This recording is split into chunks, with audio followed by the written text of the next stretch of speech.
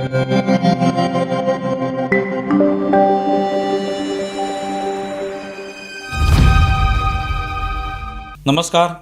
News डंकामध्ये मी महेश विचारे आपल्या सगळ्यांचं मनपूर्वक स्वागत करतो।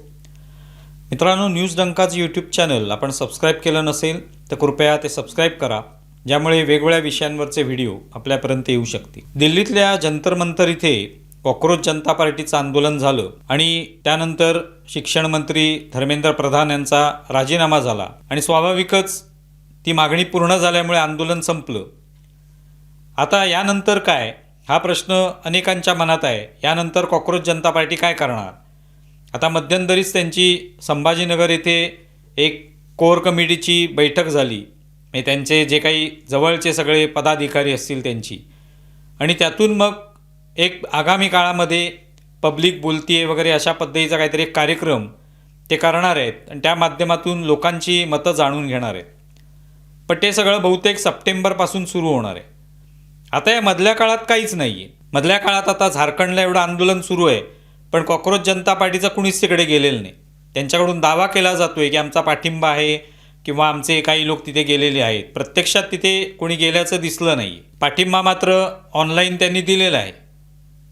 एखाद्या व्हिडिओच्या माध्यमातून ते तिकडच्या आंदोलकांशी बोललेले आहेत किंवा लाठीचार्ज होतोय त्याला आमचा विरोध आहे वगैरे हे सगळं बोललेले आहेत, पण तिथे गेलेलं मात्र कुणी नाही।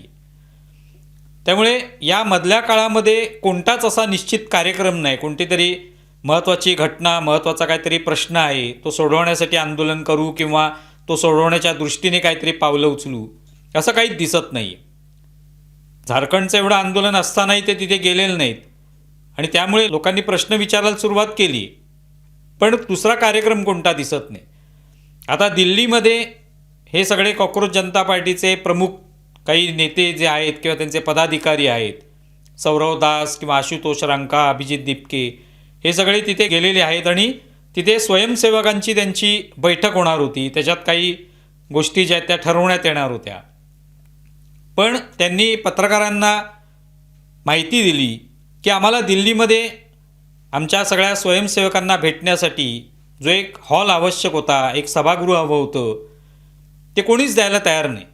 आम्ही वेगवेगळ्या ठिकाणी गेलो, त्या ठिकाणी आमच्यावर दबाव आला की यांना कोणत्याही पद्धतीचं हॉल देऊ नका, सभागृह देऊ नका, असं तिकडचे जे कोणी हॉटेलचे मालक असतील, त्या सभागृहाचे मालक असतील, ते सांगत असल्याचं त्यांनी पत्रकारांना सांगितलं, दिपकेने आणि त्याच्या इतर सहकाऱ्यांनी, की आम्हाला हा सगळा अशा पद्धतीने या गोष्टीचा सामना करावा लागतोय। लोक जे आहेत ते आम्हाला हॉल देत नाहीत। एका ठिकाणी त्यांनी काहीतरी हॉल घेतल्याचंही रिसीट त्यांनी दाखवली लोकांना की बघा आम्ही या ठिकाणी हे सभागृह बुक केलं होतं, त्याची ही पावती आहे, पण नंतर त्याच्यावर काहीतरी दबाव आला आणि तो भाजपाकडून हा दबाव आणला जातोय आणि त्याच्यावर दबाव आला की तुम्ही जर त्यांना हॉल दिलात ते याद राखा तुम्हाला उलटे करून लटकवू, आणि त्यामुळे तो हॉल रद्द करण्यात आला।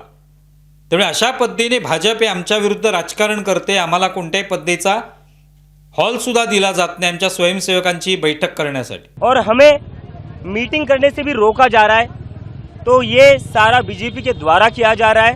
बीजेपी के लोग सभी को डरा रहे, धमका रहे कि कॉकरोच जनता पार्टी वालों को अगर कोई मीटिंग के लिए जगह दे देगा तो उनको उल्टा लगाया जाएगा। इस तरह का माहौल बीजेपी वाले इस देश में फैला रहे और कहीं ना कहीं इन लोगों से, उनकी बातों से ये जो हो रहा है उस सबसे उनका डर साफ नजर आ रहा है। आता ही जेव्हा गोष्ट त्याने सांगितली पत्रकारांना, दिपकेने सांगितली, इतर सहकाऱ्यांनी सांगितली, तेव्हा आश्चर्य वाटलं की जंतर मंतर इथे एवढं मोठं आंदोलन या सगळ्या कॉकरोच जनता पार्टीने घेतलं। इतके दिवस, असंही नाही की ते 1-2 दिवसाचं आंदोलन होतं, अनेक दिवस आंदोलन चाललं। एवढ्या लोकांचं खाण्यापिण्याची व्यवस्था होती, स्वतः देखील सगळे पदाधिकारी मस्त मजेत खात होते।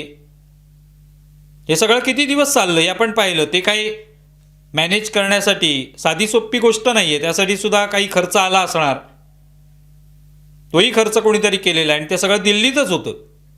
बरं, त्या ठिकाणी दिल्लीत या आंदोलनामध्ये जंतर मंतरवर भेटायला आलेले अनेक असे लोक होते जे दिग्गज राजकारणी आहेत, त्यांचे स्वतःचे पक्ष आहेत, ते मुख्यमंत्री राहिलेले आहेत, खासदार राहिलेले आहेत, असे अनेक लोक येऊन गेले।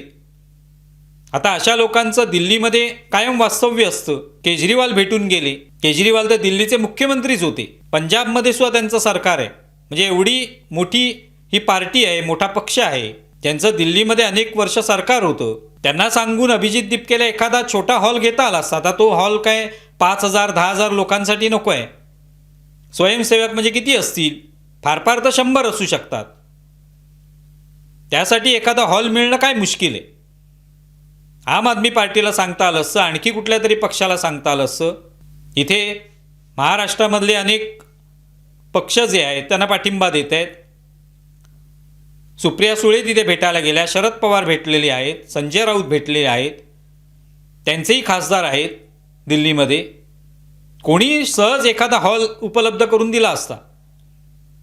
पण तशी कोणतीही पद्धतीची मागणी त्यांनी केली नाही. त्यापेक्षा एक व्हिक्टीम कार्ड खेळू, बघूया, त्याच्यामुळे कदाचित लोक प्रभावित होतील आणि अरे रे बिचाऱ्या कॉक्रोच जनता पार्टीवर किती अन्याय केला जातोय भाजपाकडून, कसं चिरडलं जातंय त्यांना साधं स्वयंसेवकांची एखादी बैठक घ्यायची त्यासाठी सुद्धा हॉल दिला जात नाही. केवढा दबाव आहे, हुकुमशाही केवढी चाललेली आहे दिल्लीत, असं दाखवण्याचा प्रयत्न केला. पण त्याच्यातून हास्यास्पद वाटतं ना ते. लोकांना एवढं कळतं, एवढे काय लोक मूर्ख नाही आहेत. तुम्ही जेव्हा सांगता की आम्हाला हॉल मिळत नाही आहे, सभागृह मिळत नाही, तुम्ही त्या ठिकाणी दिल्लीमध्ये अनेक दिवस आंदोलन केलं, अनेक लोक भेटायला आले, त्यांचा निश्चितपणे पाठिंबा मिळाला असता तुम्हाला. त्यांनी कुठूनही एखादा हॉल निश्चितपणे उपलब्ध करून दिला असता. स्वतः अभिजित दिपके हा आम आदमी पक्षाशी संबंधित आहे, काही वर्ष काम केलेलं आहे. त्यामुळे तिथे दिल्लीत त्याला असा हॉल मिळणं इतकं मुश्किल आहे हे कोणाला पटणारच नाही. त्यातला आशुतोष रांका जो आहे तो म्हणाला की आम्हाला अशा पद्धतीने दबाव येतोय किंवा लोकांवर दबाव म्हणून आम्हाला हॉल नाकारला जातोय, जाणीवपूर्वक आमच्यावर ही दडपशाही केली जाते. कुठे आहेत दिल्ली पोलीस? काय करतायत दिल्ली पोलीस? नहीं, बात ये है कि जब हम लोग प्रॉपर रिसीट लेकर यहाँ पर आए हैं, यहाँ पर हम लोग प्रॉपर रिसीट लेकर प्रॉपर बुकिंग कराकर जब यहाँ पर आए हैं तो उनको धमकियाँ क्यों दे रहे हैं? और इसमें दिल्ली पुलिस क्या कर रही है? जब इतना क्लियरली लोगों को धमकाया जा रहा है एक लेजिटिमेट मीटिंग के लिए, जो हम लोगों ने बकायदा जिसका पेमेंट किया है, जिसकी हमने बुकिंग कराई है, उसके बाद उनको खुलेआम धमकियां मिल रही है, तो क्या दिल्ली में अब लॉ एंड ऑर्डर बिल्कुल खत्म हो चुका है? हा प्रश्न विचारण्याचा त्यांना अधिकार तरी आहे का? ज्या वेळेला जंतर मंतरला आंदोलन झालं तेव्हा याच सगळ्यांनी अशा पद्धतीने कांगावा केला की दिल्ली पोलीस सगळ्यांना मारतायत, महिलांचे कपडे फाडतायत, मुलांची डोकी फोडतायत, काठ्यांना खिळे लावून मारतायत. तो कांगावाच होता, त्याच्यामध्ये सत्य काहीच नव्हतं. मग तेच दिल्ली पोलीस आज तुम्हाला मदतीला हवेत. कसं काय लोकांना पटेल? लोकांना पटू शकतं काय की ज्या दिल्ली पोलिसांनी तुमच्यावर एवढे अनन्वित अत्याचार केले ते दिल्ली पोलीस आज काय पाहिजे, तुम्हाला संरक्षणासाठी आले पाहिजेत. आमच्यावर दडपशाही चालली त्यासाठी दिल्ली पोलिसांनी यावं. दिल्ली पोलीस तर कितीतरी प्रमाणात जखमी झाले, त्याचे व्हिडिओ आहेत उपलब्ध. मुलांची डोकी फुटल्याचे, काठीला खिळे लावल्याचे व्हिडिओ नाही आहेत. ते ठीक आहे, AI वर अनेक गोष्टी बनवता येतात, पण तशा पद्धतीचं काही घडलं नाही. पण पोलिसांना मारल्याच्या अनेक घटना दिसलेल्या आहेत. पोलिसांना पाडून लाथाबुक्क्यांनी मारल्याच्या, दगड मारल्याच्या, डोकी फुटल्याच्या, त्यांच्या नातेवाईकांनी येऊन सांगितलंय ते पत्रकार परिषद घेऊन. अशा अनेक घटना घडल्या. त्या पोलिसांबद्दल काय मत होतं या सगळ्या कॉक्रोच जनता पार्टीचं? काही नाही, त्यांच्याबद्दल कोणती सहानुभूती व्यक्त केली नाही. त्यांना मारलं गेलं कारण त्यांनी या विद्यार्थ्यांवर हात उचलला, त्यांच्यावर लाठीचार्ज केला, म्हणूनच त्यांना मारलं गेलं असा दावा केला गेला. पण त्यांच्याबद्दल सहानुभूती व्यक्त केली नाही. मग जर अशा पोलिसांबद्दल तुम्हाला सहानुभूती नाही, ते पोलीस जे आहेत ते कसे गृहमंत्र्यांच्या ताब्यात आहेत वगैरे बोलायचं, तर मग त्यांचं संरक्षण तरी कशाला पाहिजे? मुद्दा येतो तो तुम्हाला जेव्हा संघर्ष करायचा असतो, एखाद्या सरकारविरुद्ध करायचा आहे, एखाद्या व्यवस्थेविरुद्ध करायचं आहे, तेव्हा तो करण्याची ताकद दाखवावी लागते. त्यासाठी व्हिक्टीम कार्ड खेळून लोक तुमच्या पाठीशी येत नाहीत. मुळात ही कॉक्रोच जनता पार्टी नावाची काही मोहीम सुरू करावी, नीट पेपर फुटीच्या विरोधात काहीतरी आंदोलन करावे, लोकांनी तुम्हाला काय आमंत्रण दिलं नाही. लोक तुमच्याकडे आले नाहीत की प्लीज हा प्रश्न सोडवा आमचा, आम्ही खूप संकटात अडकलेलो आहोत. ना विद्यार्थी तुमच्याकडे आले, ना लोक तुमच्याकडे आले, ना जनता आली. तुम्ही ठरवलं ते की आम्हाला लोकांचा प्रश्न सोडवायचा आहे, आम्हाला लोकांना या शिक्षणातल्या सगळ्या जे काही घोटाळे आहेत, त्रुटी आहेत, दोष आहेत त्याच्यातून मुक्त करायचे. हा तुमचा निर्णय आहे. तुम्हाला त्यासाठी संघर्ष करायचा आहे आणि तो संघर्ष करून दाखवलात तुम्ही तर लोक तुमच्या पाठीशी असणार आहेत. पण केवळ हॉल मिळत नाही आहे तर तुम्ही रडारड सुरू केलेली आहे की आम्हाला हॉल मिळत नाही, भाजपाचा दबाव येतोय. पोलीसच कुठे आहेत? ज्या पोलिसांवर तुम्ही आरोप केलेत मग लोकांना कळतं की यांना संघर्ष करायचा नसून फक्त राजकारण करायचे आणि त्याच्यातून जो काही फायदा मिळेल तो मिळवायचा आहे. आणि मग लोकांनी तुलना करायला सुरुवात केली की हे असंच बरोबर केजरीवालसुद्धा करतात. आणि ते असू शकतं, कारण का शेवटी अभिजित दिपके आणि सगळी मंडळी आम आदमी पक्षाशी संबंधित होती. त्यामुळे केजरीवालांचं हे जे सगळं असं राजकारण असतं, खोटं खोटं बोलणं आणि त्याच्यावरनं विक्टिम कार्ड खेळणं, हे अनेक वेळेला पाहिलेलं लोकांनी, जे अगदी सुरुवातीलाच लोकांनी पाहिलं अण्णा हजारेंच्या आंदोलनाच्या वेळेला. मी राजकारणात येणार नाही, मी लाल दिव्यांची गाडी वापरणार नाही, मी अत्यंत साधा सभ्य माणूस म्हणूनच वावरेन, राजकीय पक्षसुद्धा काढणार नाही.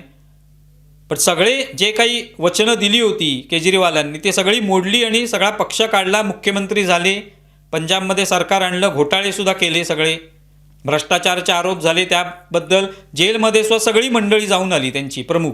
यावर काय बोलणार? तशाच पद्धतीने जर विक्टिम कार्ड खेळण्याचा प्रयत्न अभिजित दिपके आणि करतायत तर तो लोकांना दिसतो. त्यामुळे आता यावरनं एक मुद्दा उपस्थित होतो की ज्यावेळेला जंतर मंतर इथे आंदोलन झालं त्यावेळेला त्या आंदोलनातून काय निष्पत्ती झाली, तर धर्मेंद्र प्रधान यांचा राजीनामा झाला आणि मग काय दिसलं की जल्लोष झाला त्या ठिकाणी. सगळ्यांनी मुठी आवळल्या आणि कशा पद्धतीने आपण यश मिळवलं, मोदी सरकारला कसं झुकवलं, हेच सांगितलं गेलं. स्वतः अभिजित दिपके सुद्धा म्हणाला की दुनिया झुकती है, झुकाने वाला चाहिए. अनेक राजकीय पक्ष ते सुद्धा कौतुकाने म्हणायला लागले की जे आम्हाला जमलं नाही ते तुम्ही करून दाखवलं. मोदींनी कधीच कोणाचा राजीनामा घेतला नव्हता आपल्या मंत्र्याचा, तो त्यांनी घ्यावा लागला त्यांना आणि तुमच्यामुळे तो घ्यावा लागला. तेवढं मोठं कर्तृत्व तुम्ही गाजवून दाखवलं. आणि अभिजित दिपकेला सुद्धा वाटायला लागलं की मी मोदींना झुकवलं. मग जो माणूस मोदींसारख्या पंतप्रधानाला किंवा एका राजकीय व्यक्तीला झुकवू शकतो त्याला हॉल मिळू शकत नाही, त्याला पोलिसांच्या संरक्षणाची गरज लागते. हेच लोक विचारतायत आज. जो एका एवढ्या मोठ्या पक्षाला झुकवू शकतो तो आज म्हणतोय की माझ्यावर भाजपाचा दबाव आहे. मग एक तर तेव्हा तो खोटं बोलत होता की आत्ता खोटं बोलतोय? जर नरेंद्र मोदींना झुकवणारा माणूस असेल तर त्याला हॉल कोणी देईल? त्याने भाजपचा दबाव झुगारून हे यश मिळवलं, संघर्ष केला, आंदोलन केलं, तर हॉल कोणी देणार? काय हरकत आहे त्याला? पण ते विक्टिम कार्ड खेळायचं असतं. त्यावेळेला यश मिळालं की सांगायचं आपण कसं झुकवलं. आणि आता कोणताच कार्यक्रम नाही आहे मधल्या काळात. काय करायचं आहे नेमकं? कोणतं प्लॅनिंग नाही आहे की आपल्याला अमुक एखादं काहीतरी आता आंदोलन हाती घ्यायचं आहे. दिपकेचा एक तसाही व्हिडिओ आहे की मी त्याच दिल्लीमध्ये असतानाच की आता लवकरच जंतर मंतरचा सीझन 2 येणार आहे. ती काय वेब सिरीज आहे का सीझन 2 यायला? पण लगेच लोकांनी तिकडे उपस्थित असलेल्या त्यांच्या कार्यकर्त्यांनी, स्वयंसेवकांनी टाळ्या वाजवल्या. पण कोणतं प्लॅनिंग आहे, कोणता काय कार्यक्रम येणार आहे? झारखंडचं एवढं घडतंय आंदोलन, तिथे तुम्ही जात नाही आहेत. पण आता आणखी कोणता प्रश्न हाती घेणार आहात ते माहिती नाही. पण येणार आहे सीझन. मग काही कार्यक्रमच हाती नसल्यामुळे मग अशा पद्धतीने विक्टिम कार्ड खेळायचं आणि लक्ष वेधायचं असंच म्हणता येऊ शकतं त्याला. त्या दृष्टीने जे प्रयत्न चालू आहेत. पण त्यातून मुद्दा उपस्थित होतो की ज्याने मोदींना झुकवलं असं एक प्रकारे दावा करतो तो माणूस. मोदींना झुकवलं, सरकारला झुकवलं, राजीनामा शिक्षण मंत्र्याचा घ्यायला भाग पडलं. तो आज एवढा झुकलेला का आहे? तो का रांगायला लागलेला आहे की मला हॉल पण मिळत नाही म्हणून? त्याचा विचार करावा लागेल. त्यामुळे तुम्हाला या संदर्भात काय वाटते जरूर कळवा. आमचा व्हिडिओ जास्तीत जास्त लाईक करा, शेअर करा आणि आमचं यूट्यूब चॅनल सबस्क्राईब करा. धन्यवाद.